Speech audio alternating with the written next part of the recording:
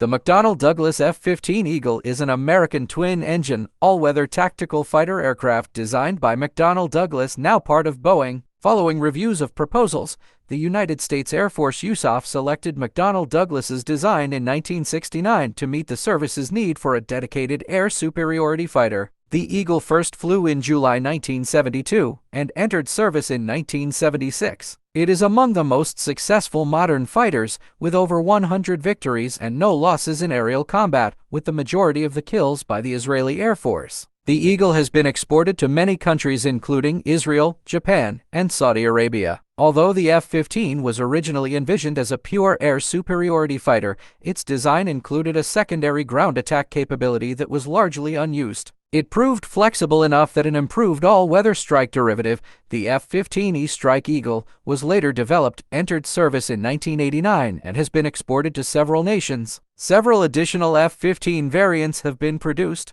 The USAF had planned to replace all of its air superiority F-15s with the F-22 Raptor by the 2010s. But the severely reduced F-22 procurement forced the service to operate some F-15CDs until 2026 and replace them with newly built F-15X Eagle II in order to retain adequate number of air superiority fighters. The F-15E Strike Eagle is expected to continue operating in the USAF into the 2030s. The F-15 is in service with numerous countries, with production of enhanced variants ongoing. The F-15 can trace its origins to the early Vietnam War, when the U.S. Air Force and U.S. Navy fought each other over future tactical aircraft. Defense Secretary Robert McNamara was pressing for both services to use as many common aircraft as possible, even if performance compromises were involved. As part of this policy, the USAF and Navy had embarked on the TFX F-111 program, aiming to deliver a medium-range interdiction aircraft for the Air Force that would also serve as a long-range interceptor aircraft for the Navy. In January 1965, Secretary McNamara asked the Air Force to consider a new low-cost tactical fighter design for short-range roles and close air support to replace several types like the F-100 Super Sabre and various light bombers then in service. Several existing designs could fill this role. The Navy favored the Douglas A-4 Skyhawk and LTV A-7 Corsair II,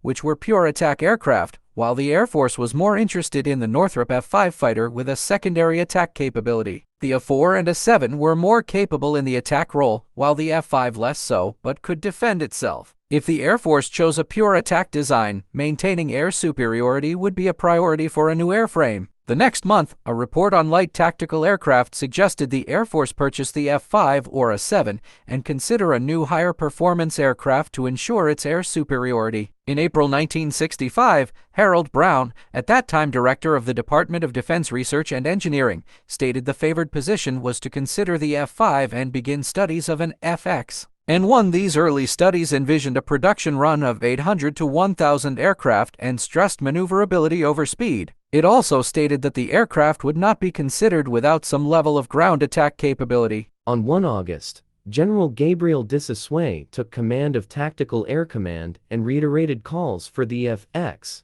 but lowered the required performance from Mach 3.0 to 2.5 to lower costs. An official requirements document for an air superiority fighter was finalized in October 1965 and sent out as a request for proposals to 13 companies on 8 December. Meanwhile, the Air Force chose the A-7 over the F-5 for the support role on November 5, 1965, giving further impetus for an air superiority design, as the A-7 lacked any credible air-to-air capability. 8 companies responded with proposals. Following a downselect, 4 companies were asked to provide further developments. In total, they developed some 500 design concepts. Typical designs featured variable sweep wings, weight over 60,000 pounds 27, OOK-GG, included a top speed of Mach 2.7 and a thrust-to-weight ratio of 0.75.